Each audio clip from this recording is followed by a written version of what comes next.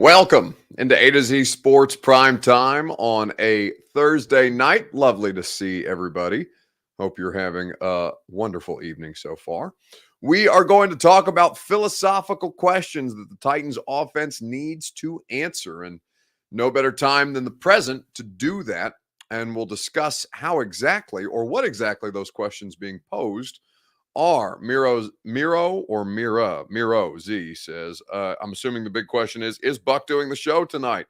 B Friend says, Buck's weed dealer showed up and the cat ran out of the house. There's people taking bets on what color shirt I would be wearing. I am wearing I don't know. Is this orange? It's somewhere between orange and brown. So I feel like orange probably doesn't satisfy the question. So if you bet on blue, as somebody did earlier in the show, you're losing money. Either way, lovely to have you guys on this Thursday night. So we're going to talk about these philosophical questions that the Titans need to answer. We're going to talk about how they can stop Justin Herbert. Kevin Byard was on the show today, on the radio show today, and we had a good discussion with KB about that. A weekend bounce back candidate comes your way, and it's going to be an interesting one having to do with your dating experiences. I think that I think that we're going to enjoy this conversation together, and I'm always happy to have you guys here on a Thursday night. Before we get started, though, need you to share this show on Facebook, YouTube, Twitter, and on Twitch. Jacob Owen says Buck in the UPS hoodie. You know what? That is the color that this is. This is the UPS brown hoodie. Long story short, so when I first started out down here, I used to load trucks at UPS during the day, go to work at a radio station at 102.5. They were paying me $10 an hour to work overnights, midnight to 6 a.m. I'd go to UPS from like 4 o'clock to 9, and then I'd go to the radio station afterwards. So that in particular, that the UPS, just the name UPS triggers me from all kinds of horrible, terrible side jobs that I had to do when I was starting out. But no longer, just the remnants of UPS on this hoodie. Either way, nobody had brown. Swear he changed shirts, says B Friends. Well, that's only because I knew you had money on the line. Either way, we are going to talk about the philosophical changes. Need you guys to not change, but to share this show. If you are on Twitter, please retweet in the bottom right-hand corner of your screen. Facebook Live, you can share not a public in the bottom left. If you are on YouTube or on Twitch, please subscribe to the channel, and we will make sure that we get more of your friends in here as humanly possible. Throw a like on the video if you would be so kind as to do so, and we would certainly appreciate you doing that for us as we get ready to talk about the Titans and the Chargers for one last time on this primetime week. Let's go ahead and get this thing started. Welcome into A to Z Sports Prime Time from the Superbook Sports Studios.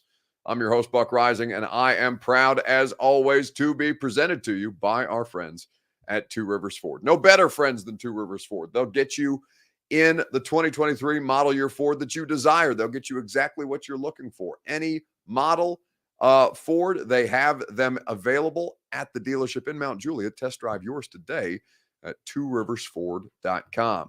Gary Ashton and the Ashton Real Estate Group of RE/MAX Advantage. Your dream address without the stress and the intel edge you need to succeed can be found at GaryAshton.com. Superbook Sports, where you go to wager on all the action, no matter what time of year it is. Superbook Sports has you covered. So download the app today and start betting. TrueMav Fitness, your workout goals, your first workout free as you try to achieve your fitness goals. At TrueMavFitness.com, it is for free as a Middle Tennessee resident, and you can find out more about their membership offerings for personal training, group work, and so much more. TrueMavFitness.com is where you go. So, as we watch the Seahawks and the 49ers tonight, a 7-3 football game, I'm reminded of a question that we've been discussing for some time at this point around the Tennessee Titans and what this team is and what this team needs to be. Kyle says the hard work paid off, talking about my UPS story. The hard work paid off. Now look at you, Buck. You're a superstar in sports talk radio. I'm not a superstar. But honestly, here's what I'll say, because, it's the holiday season. You guys know I'm a softie. So you know that I love you. But I have so much love for you guys, the way that you supported the primetime show, which in turn manifested itself into the radio show opportunity. and the radio show has been overwhelmingly successful, and we are incredibly grateful for you guys and for everybody who makes the primetime show and the radio show possible. Producer Reed, producer Lucas, producer Robert, everybody. It's a great family dynamic that we have going around here, and I cannot, not to get sappy on you guys, but it really does mean a lot. It makes me happy. So as we talk about things that don't make you happy, right? The way that the Tennessee Titans play offense, it's been a problem for some time. And so how do we kind of boil down this thing, right? How do we kind of boil it down to its most basic elements and start to flesh out what really the problem is? So I think that's probably the best place for us to start this evening on Facebook Live, on YouTube, on Twitter, and on Twitch. The question that I would ask you, as always, your Two Rivers Ford take: what adjustment should the Titans offense make to have success moving forward? You can default to the normal answers that I'm accustomed to hearing at this point. It can be about the play caller. It can be about the left tackle. It can be about anything that we have talked about at great length thus far. It doesn't mean it's wrong. It just means we're going to talk about it in a different light. Because the way that I'm going to approach this thing, just to kind of give you guys some groundwork to work off of, I'm looking at this from a philosophical approach, right? Not necessarily a personnel or a play caller, but a philosophical, a core belief about how the Tennessee Titans run their offense and how much of that is, restricting them, for lack of a better term. I'm going to give the same tired answer. Replace Daly, says Beverly. Bench all of the offensive line for anyone, says MB. Even Ben? No, not Ben and Nate Davis. And really, that from Ben over on the right side, it's been okay. Like, Petit Frere hasn't been great. He's a rookie third-round pick in his in a big spot. So I think you gotta give him a little more grace than you do the other two on the left side. It's a real problem. Stephen King says, start Malik, let him learn, and let us know if we have to move on this offseason. Who cares on YouTube says it boils down to Tannehill. Even when he gets decent pass protection, he's 50-50. Well, we can work through this together. It's your Two Rivers Ford take. As always, it's made possible by the lovely folks at Two Rivers Ford. 2023 model year Fords, they're in stock. There are no distribution issues that are bogging them down. They have in-stock inventory for the first time in a long time, and they cannot wait to greet you when you come out and visit them at the dealership in Mount Juliet. You can test drive one of the 2023 model year Fords for yourself. You can work with the non-commissioned sales staff that I and so many other people have that have made the car buying experience fast, easy, and fun. They always sell new non-specialty Ford vehicles at below MSRP, and they have great financing options for you starting at 2.9%. Two Rivers Ford in Mount Juliet or online at tworiversford.com. Ooh, do we have an interception? No, a fumble forced by the 49ers defense, it looks like, recovered by the 49ers defense, that is currently being reviewed. So we will see what if this changes the fortunes. Oh, it looks like it has changed the fortunes. This is going to set up a goal line situation for San Francisco and a touchdown for the 49ers to expand their lead to at least 13-3 at this point. Two Rivers Ford in Mount Juliet or online at tworiversford.com. So I think MB says, Buck, I honestly don't think a lot of the offensive line would start in the CFL. Well, I know the two on the left side wouldn't. I really have a hard time with this, right? Because Aaron Brewer and Dennis Daly are just trying to do a job. Now, they don't do their jobs well. And I think that for the purposes of the Titans offensive line, you can acknowledge that those two guys are giving the best possible effort, but at the end of the day, is simply not good enough. The drop-off between Dennis Daly and Taylor Lewan, for example, is stark. It is jaw-dropping. It is unbelievable. Dennis Daly has allowed, and I don't want to do harm to Dennis Daly's name unnecessarily, so I'm going to look up these stats specifically, but I saw this from Mike Miracles, or I guess he's changed his name to Mike Herndon NFL. He's trying to be more of a professional. I respect it, I suppose, but Mike Miracles I felt like was a better name. Taylor Lewan has allowed 2 pressures, all right, in the last 5 games that Taylor Lewan played, even on a bad knee, 2 pressures, 2 total pressures in his last 5 games, right? Do you know how many sacks? Can anybody tell me how many sacks Dennis Daly has allowed in the last 4 games? So 2 pressure, 2 pressures for Lewan in his last 5. No sacks, but 2 pressures. So that includes hurries, that includes hits. Can anybody tell me how many sacks that Dennis Daly has allowed in 1 fewer game than Taylor Lewan? 11 sacks and 40 pressures, says D. Good. No, but it feels like it. Somebody else says 11 sacks. Luman says 87 hits. Derek R. says 11. William Jones says 203. But Alan Lathrop has the correct answer.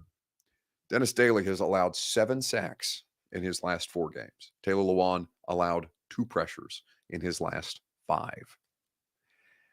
It is the thing at the core of the Titans' issues is how far the pass protection with Dennis Daly has fallen off from Taylor Lewan to Dennis Daly. And I know that you guys have your own frustrations. You may deem Taylor worth keeping at $14 million next year because it's not a ton of money for a left tackle, but you haven't been able to count on his availability. So can you realistically, can you do so again? I don't know. That's a decision that the medical staff and the front office of the Tennessee Titans will have to make.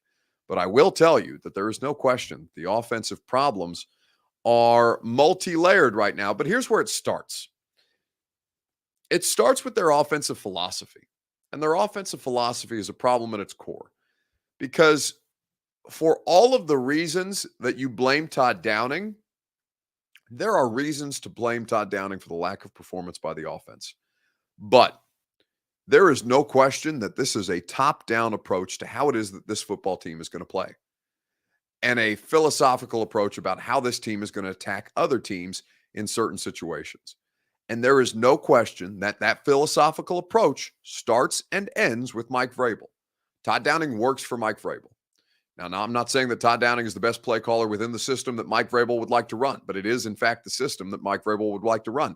There is no real fundamental differences in the style of offense that they have played with Matt LaFleur, with Arthur Smith, and now with Todd Downing. There's no real fundamental change other than the personnel has changed. So now we're talking about a situation where, okay, well, what does it boil down to? Well, we're going to get into that together right after I remind you that A to Z Sports Prime Time is made possible by your friends and mine at the Ashton Real Estate Group of RE/MAX Advantage. The official real estate agent of the Nashville Predators is GaryAshton.com. Your dream address without the stress is what can be found with the Ashton team. The intel edge you need to succeed, to sell your home without any showings or staging, to find your next home while you sell your current one in this red-hot Nashville real estate market, to win the buyer battle and cash in on your home equity now. All of these things are what the Ashton team can provide to you and the intel edge you need to succeed. Trust the team that your favorite teams trust. The Ashton Real Estate Group of RE/MAX Advantage at GaryAshton.com. So, philosophically, how do you change the Titans? Well, the Titans aren't going to change unless Mike Vrabel is willing to make these kind of philosophical approaches, philosophical changes in their approach. And I thought it's a longer answer, but if you guys listen, you guys know I plug a lot of stuff. I've got a lot of shows that I'm responsible for. But I really do think that the most, and I love the radio show, I love primetime, but I think the most informative product that I have, not that I have, but that I'm allowed to be a part of, is the install. Because there is no better place for me to learn and for you guys to learn with me than listening to Greg Cosell talk. So I want you to listen to him diagnose the core issue, all the Downing, Dennis Daly, all this other shit, right? What is it at its core that's limiting this football team? Greg, I think, summarizes it perfectly. As far as the Titans offense goes, what do you kind of make of the way that they look right now? Well, I think that they have a defined way in which they want to play. And what I'm about to say is not a scoop or anything that is unknown, but they have a defined way in which they want to play. And that is they want Henry to be the foundation, and they want to work off that. And if you can't play that way for whatever reason, lack of production, the score dictates otherwise, they're a little bit stuck, Buck. And again, that is not a statement of opinion. That's what the tape shows. They're a little bit stuck. They're not really a passing team. And they're a little bit stuck as well. You hit on something that is very important. Now they get to, let's say, 3rd and 7, 3rd and 8. And what do they need to do or feel the need to do? They feel the need to chip to help both of their offensive tackles. So what does that do? It takes 2 receivers out of being primary type receivers. Now they're secondary receivers. So you only can send 3 out really as primary, and that puts some limitations on your passing game. But, I think that, look, I think a play to me was really telling this past week. And I think it's important to say it. So they're losing 20-14 going into the half. Okay. Yep. No problem. So the Jaguars come out and have a drive over 7 minutes and they score a touchdown. So now the score is 27-14. And you can argue, hey, you're still in the game, which you are. But they're also not a big play offense. It's not like the Bills, the Chiefs, the Bengals, teams like that can just automatically hit a 50-yarder and they're right back in the game. So what do they do on their first offensive snap after they're now down by 2 scores? And don't forget, we're now in the middle of the 3rd quarter. Right. And the nature of a drive like the Jaguars had is a little bit demoralizing. It's not like the Jaguars scored on 3 plays and you say, okay, we still have the whole second half left. Nothing's changed. All of a sudden, there's only a quarter and a half left in the game. And what do they do on their first play? They line up with 6 offensive linemen and 2 tight ends. So, this is not a team that thinks in terms of let's attack with the pass game. And at some point in this league, if you want to get where you want to get to, and we know how super competitive Mike Vrabel is, again, I don't know the answers here. I can pose the questions, right, but you're going to have to be far more proactive and aggressive with your pass game at some point in time. And you can't keep falling back, not the team, but just people in general, and the idea, well, they don't have great weapons. Then you have to scheme stuff, but you have to throw the football and you have to attack with the pass game.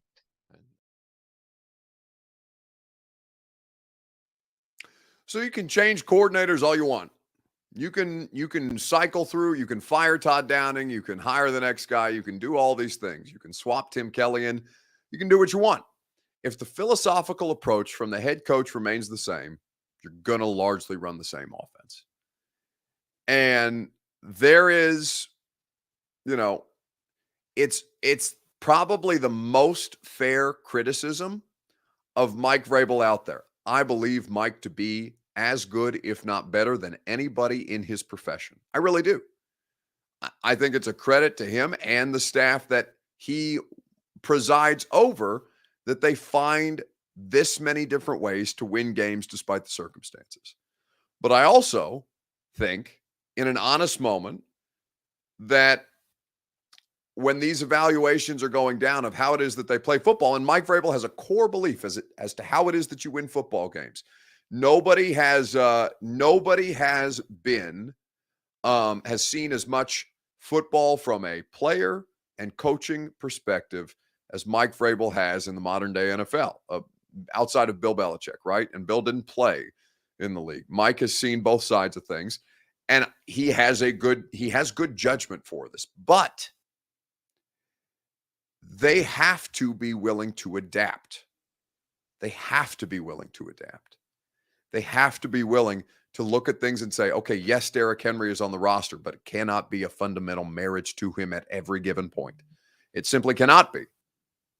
It cannot be that if Derrick or their rushing attack is removed from the equation, that they become one-dimensional in ways that does not allow them to attack with their passing game or fundamentally keeps them from attacking with their passing game.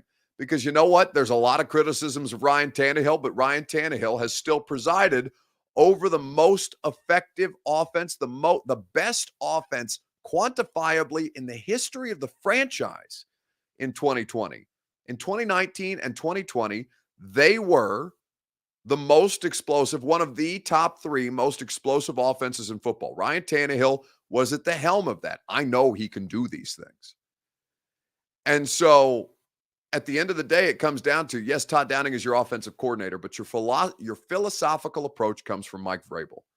And so the difficult question that needs to be asked and answered, something that only they can answer, is how far away from the core philosophical approach are they willing to vary? To this point, they haven't been willing to change much. And we've asked Mike Vrabel about this, and he's talked about the identity of a football team and all these different things. And again, Mike is good. He's not good. He's great at his job. And I'd never tell him that in person because he doesn't need the ego boost. But there is a fundamental flaw of how it is that they approach their situation. MB makes an important correction. The Titans franchise, not the Oilers. Correct. Warren Moon presided over a more potent offense during his time with the Houston Oilers than Ryan Tannehill did with the Tennessee Titans. But still, in the Titans era, that's almost 25 years at this point. Are we in year 25? I think we are in year 25 of the Tennessee Titans, which is a considerable amount of time, right? There's a lot of players who have come through this franchise over the course of 25 years, and Ryan Tannehill has been the best of them as far as operating at a high level in the quarterback position. And that's no disrespect to Steve McNair. It's just the facts. Like, those are the facts. And so the distinguished gentleman says, in Vrabel, I trust. Mike deserves the benefit of the doubt. Like, I'm not looking at Mike and saying, okay, that this is a lost cause. But there's a very, very, the margin for error is thin. And we have seen teams be married to philosophical approaches that at a certain point people just get tired of. And what people are tired of is the way that the Tennessee Titans play football, because I'm watching Brock Purdy manufacture offense. I'm watching Baker Mayfield come up with 98-yard game-winning drives off of, 2 days' notice. I'm watching guys across the league who have no business playing offensive football at the way that they're able to. And maybe they're just out there playing. It's not within the structure, and maybe it's a one-off. But like, the Titans make it so damn hard. So I think that at its core, that's the thing that really they're stuck with, in Greg's terms. They're stuck with this philosophical approach. Can they unstick themselves and try and find a legitimate way to evolve? Let me know when Tannehill is an MVP. Bad take, Buck. Oh, you're talking about McNair? Yeah, if Ryan Tannehill and Steve McNair played in the same era, Ryan Tannehill will dust his ass as far as the MVP voting. Like, Ryan Tannehill, it's not even close. Bad take, Buck. No, it's a generational difference in the time that they played football. And Steve McNair never at any point in his NFL career as a passer presided over the level of offense that Ryan Tannehill did. It's not a matter of opinion. Those are the facts. And yes, Ryan Tannehill would have MVP type numbers in 2020 if you dropped him into 19. When did McNair win the MVP? It was around the turn of the century, right? It's been 22 years since then. Offenses have evolved. It's not that crazy to think about. I respect those of you who are entrenched in your position of Steve McNair is the greatest quarterback to ever play for this franchise. And I'm respectful of Steve's ability, talents, and efforts that he gave. 2003. Thank you, Brian Malone. But yeah, football has changed. And the way that Steve McNair played would be pedestrian at best in the modern day NFL. Not his toughness, not his athletic gifts, but the style of football that Steve McNair approached with the game, it would just be pedestrian at this point. It's not an indictment of Steve. It's just the way that the game has evolved. That's what it is. All right. We're not going to get, I'm not going to get into bogged down and getting into arguments with this. Because it's a different league. Like, you can't, this is why I think it's a waste of time to compare Tom Brady and Joe Montana. They didn't play in the same generation of football. Moj Khan Hugo says he would have adapted. Well, we'll never know that, right? It's not that, like, it's not even because Steve died at a very, very young age. It's just because, like, that was not the era that he played football in, right? So maybe he would have. We have no idea, but you can't say that with any degree of certainty because that's not the same time that these guys played. It's just, these are not comparison. Troy Anderson, you don't know your football, Buck. No, I mean, I know modern day football, and I know the Tennessee Titans with Steve McNair in 2003 do not play 2022 NFL football. Like, it's not that hard, Troy. Again, if you are going to remain, I'm not going to get bogged down in this. It's not worth the argument at this time. So I will say to you that the way that offense has evolved, is not the same as it was in 2003. Steve McNair is incredibly tough. I think a lot of people elevate Steve McNair, the legend of Steve McNair, because of the way that he died. And that is, it's super unfortunate the way that Steve left us far too soon and all these different things. But like, let's not get bought. 2003 and 2022 are two totally different styles of football. Like, it's not even remotely the same. And yes, Brock Purdy is operating offense at a higher level than Steve McNair is. You know what I'm saying? Like, that's not like a controversial take. It's just the way that football has evolved. I can't help you if you can't see that. And if you can't see that, you don't know football. It's okay to it's okay to recognize history and also acknowledge, yeah, shit changes. The players get better. The evolution of the sport, the refinement of the players. It's not just backyard football and gut it out and, all crazy scrambles with what was the sternum injury against the Giants. Like, he's an incredibly tough and physical player, Steve McNair. And also that shit doesn't necessarily matter in this way. Like, Kevin Durant in any other generation of basketball would be thought of as an alien. And now Joel Embiid and Giannis I'm going to butcher his last name, the Greek Freak. I'll bail out and say that. Like, stop saying you won't get bogged down by an argument and then get bogged down by, you know what, it's completely fair. It's completely fair. All right, let's keep it moving. On A to Z Sports Prime Time, let me ask you this question. On Facebook, YouTube, Twitter, and Twitch, how confident are you that the Titans defense can slow down Justin Herbert? We're going to discuss this at length together on Facebook, YouTube, Twitter, and Twitch. Again, you're going to hear from Greg Cosell, and he will lay things out. We had a great discussion about Justin Herbert. Again, there's a longer conversation for you to enjoy via the podcast. Greg Cosell, the install with Greg Cosell, and we do it every Wednesday. It's available in your podcast feed. So a scale of 1 to 10, how confident are you that the Titans can slow down Justin Herbert? We'll talk about it together right after I tell you about the people who make this show possible. Of course, that is Superbook Sports. Superbook.com is where you go for the best odds boost and promo bets on all your favorite sports. You can wager on every major sport in the Superbook Sports app. Football, basketball, baseball's not in season. Hockey's going strong, though. College or pro, Superbook Sports is your place to get in on the action. They'll match your first bet up to $1,000, win or lose. And as I mentioned, they have the best odds boost and promo bets, not just on all your favorite sports, but on your favorite local teams. Click the Tennessee tab when you download the Superbook Sports app, and you'll find great odds boosts and promotional bets on the Titans, the Vols, now that we're into basketball season. Well, bowl season's still ahead. College football there for you. The Predators, the Grizzlies, and so much more. Download the Superbook Sports app. Go to superbook.com for terms and conditions. Gambling problem, call the Tennessee Red Line, 1-800-889-9789. So, as we look at the situation for the Titans defense right now, can they slow Justin Herbert? I want you to hear Greg break it down because Greg, like I said, Greg, if you guys think I don't know football, that's fine. I'm learning it as just the same as you are from Greg, and we can all learn from Greg together. He was at his most efficient. I saw the numbers courtesy of ESPN Stats and Info. 10 of 11, 164 in the touchdown outside the pocket in this game. He was so much fun to watch. He moved a lot because he had to. I Right. mean, there were plays in which there was design movement clearly, but their O-line, which is not very good, by the way, had issues in pass protection, and Herbert was forced to move. And he was outstanding with his downfield vision and ball placement on the move. And their offense at its core is incredibly rhythmic. And that returns to our conversation about the lack of a pass rush by the Titans. Herbert's not necessarily a quarterback, particularly on early downs. Obviously, everything changes on 3rd and long, but on early downs, he's hard to sack because they're very rhythmic. The ball comes out.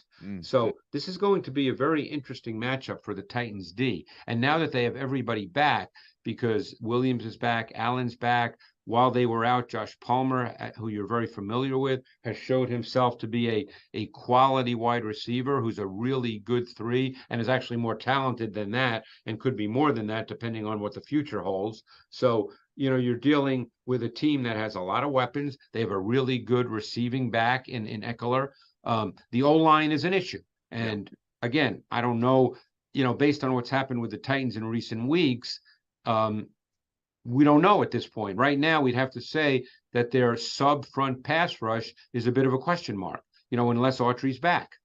Right. And certainly watch, I mean, even Gerald Everett, like the tight end that the Chargers have, they find ways to get him in space and he just makes Yep. plays. Like it is it's really cool to see them kind of operating that way. And you mentioned the offensive line. Slater, the stud left tackle, has been out for a considerable amount of time. I don't think it doesn't sound like it's going to be this week, but Staley was talking as if both he and Joey Bosa may be able to return off injured reserve here in the near future, which would Yeah, be huge for them as they kind of get down the stretch. sure, and keep in mind that they're playing Salyer, the rookie from Georgia, I'm sure you're familiar with, being in SEC country. Everybody thought he was a guard coming out, and he's played left tackle. He's been very up and down.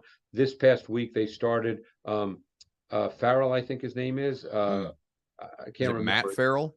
No, it's he was actually a big time recruit who went to Stanford, but he was an undrafted player, and he only made his second NFL start this past week. Sunday night. It was the Sunday night game.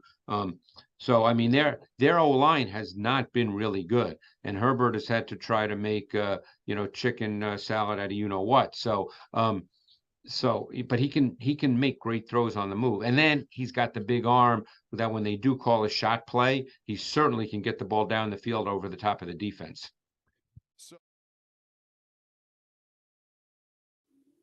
So that's Greg Cosell breaking down the Chargers and Justin Herbert. He was phenomenal. He was.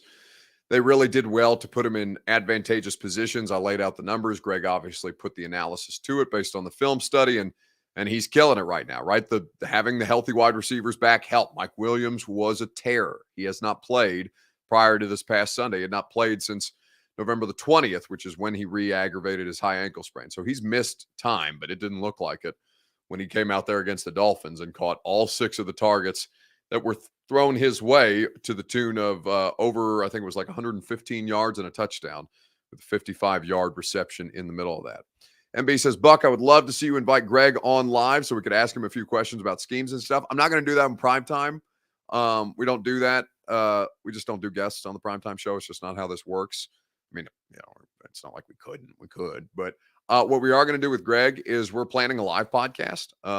Greg's going to come into town in Nashville, and we're going to set something up that's going to be really cool. I think we're going to have a lot of really cool guests too, so you guys can come like hang out and ask questions. And there will be. I'm going to see who's available around like the Titans organization, for example, both players and coaches, and really, frankly, the NFL, because I think it's going to be closer towards. I think it's going to be after the draft at this point that we're kind of targeting right now. So that's in the infantile stages. That's probably not right. It's in the beginning stages of the plan to put on this live podcast at a venue to be determined. But as soon as we have details on that, would love for you guys to hang out, for you to ask questions, for you to meet Greg. Greg's an incredible human being. Like I said, we're going to have a lot of cool people around that thing too once we get it going. So that's something that we have planned. The radio station is working on right now to make sure that we can pull off. And yeah, I know Greg's fired up about it. We talked about it yesterday, as a matter of fact, as we were wrapping up the podcast. So that will be very, very cool if you guys can make that happen.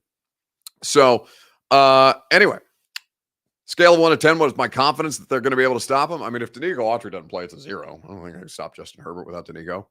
They couldn't stop Trevor Lawrence without Danico. They couldn't stop Jalen Hurts. They couldn't stop Joe Burrow. Like 0.0, Mr. Blutarski. Like I just don't think that they are capable at this point without their most important defensive player. And yeah, I think it's Danico. Without their most important defensive player, I have 0 confidence that they can stop Justin Herbert.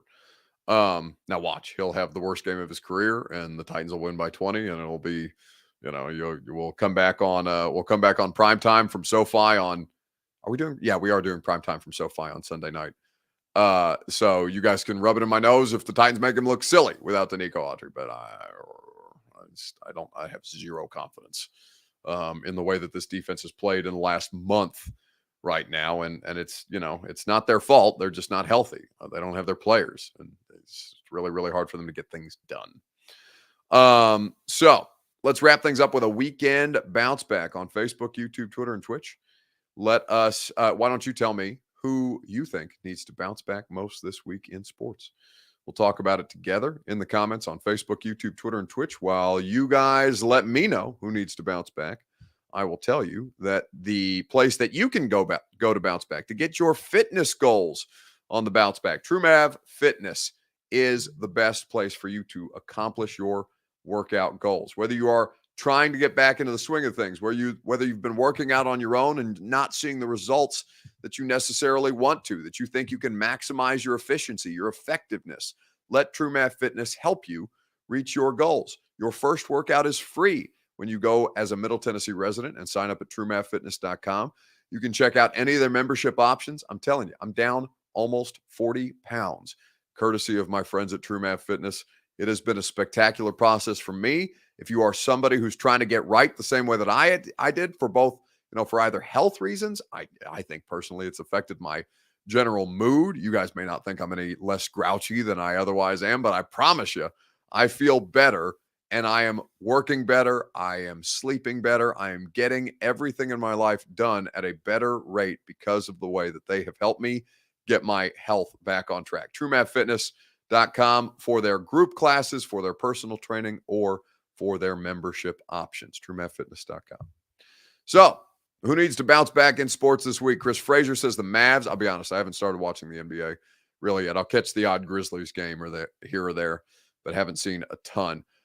B. French says Marcus Mariota for bounce back candidate. Yeah, that I haven't followed up on that, but I saw the initial conversation about Marcus being away from the team after they told him he was going to get benched for Desmond Ridder. And is that an interception? That is an interception. Damn, the 49ers are just killing the Seahawks right now. There's a flag on the play. It looks like it might be a pick six, though. We will see. Seahawks currently up 21-3. Gino not having a good night so far this evening. But personal foul, roughing the passer on the defense. So that touchdown's not going to count. I think that Stephen Birdwell says, you and your thoughts and opinions on Steve McNair and Ryan Tannehill. Listen, I'm totally respectful of that.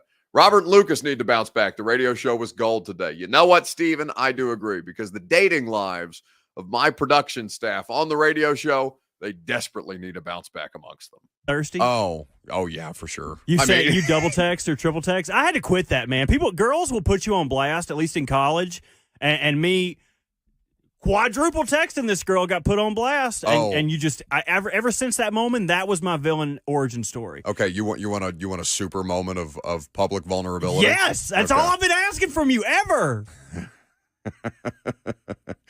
The worst thing I have ever done. This was an ex-girlfriend several years ago. I did not handle a breakup well, and I was drinking tequila one night. And my cousin had left her phone on the countertop. I texted my ex from my cousin's phone. As your cousin? No, as me. Yeah, he didn't even. Why aren't you? You thought she was just not receiving your messages? I didn't know. Well, I think either that or I assume I was blocked, something, because it was insane behavior. How old were you? 25, 26? Oh no, I was 20. I was 23. I was 23. Oh, no, maybe 24. Know any better. 23, 24, for sure. No, the only thing worse than that is getting that "I love you" text at 3 o'clock, and it's what are you doing up? Why are you texting me that? That's right. Smooching somebody else. So that was your villain origin story. I think I've had a couple of different moments in the villain origin story. Mine's a little longer than the two of you. You deserve to be a villain, though. I want to hear Lucas's. Okay. I wrote a girl a song in 7th grade. Stop it! That's my villain origin story. 7th grade, though. I bet it was a banger, though. Do you remember it? Do you remember any line? Was it about her? It was about her. Oh, my God. Anyway, I think yesterday... Wait. I'm not going back to high school recruiting after that. No, you sit right Lucas there. Lucas was trying to do high school recruiting. That's how he gets the girl on the team. He writes her a song. That's what Bama should have done. Now, the two of you are in committed relationships. Bama should have written Arion Carter a song.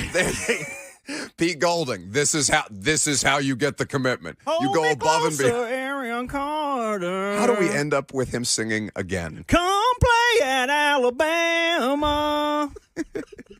Send him away. I want back to the shadows.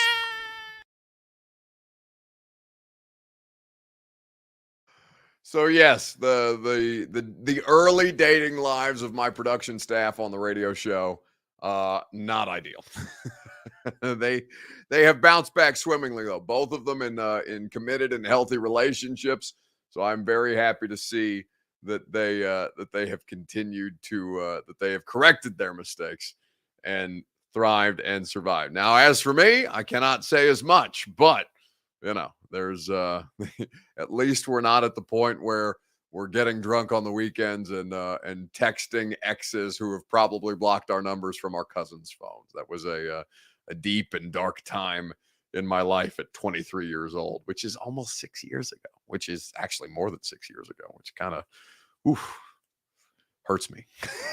Anyway, but the growth has been important. Anyway, it's gonna do it for us tonight. Always enjoy it. By the way, I really, we do a great primetime show, I think, every night. I'm biased, but I think we do a good job. I think the install is fantastic every time we have the opportunity to do it. And I really am biased about the radio show. Kevin Byard was on the radio show today, and he was great. We asked him about the time that even the mayor of Murfreesboro has been broken up with. So to hear Kevin Byard's breakup story off of that conversation between Robert, Lucas, and myself that you just heard, go subscribe to the podcast, and you'll enjoy it together. We have reached the end of the evening because now Frank, the cat, is getting ready to bomb the proceedings. She's about to step on the laptop. So that means that it's time to go. There's an ear in the corner, which means that it's dinner time for dear Francis. Have a great weekend. I'm going to talk to you the next time we talk to you guys. Well, you can tune in on the radio show tomorrow. Javon Curse is going to be on the radio show tomorrow. Javon Curse, Coach Mac. We're going to have a lot of fun. Hope you guys will join us then. Javon is at 10:20. Mac is at 11:20. So certainly always will be good to catch up with the freak. I don't think I've had Javon on the radio show before. Had a lot of opportunities to hang out with him and talk to him, but never in an interview setting. So look forward to that. And if I don't catch you on the radio show tomorrow at 10, I'll next talk to you from LA. We'll do the Titan Game Day morning show in Los Angeles. And I'll be out. And I'm flying out to LA early Saturday morning, our time. And I will get there Saturday afternoon. I am not responding to that comment from Square Up about the aforementioned Kiwi. But you guys make it so hard to be a professional around here. Have a great rest of your evening. I love you all very, very much, even if you don't love me all of the time. And like I said, we'll see you in LA. Ain't no sunshine when she's gone. It ain't warm when she goes away. Ain't no sunshine when she's gone, and she's always gone too long. Anytime she goes away.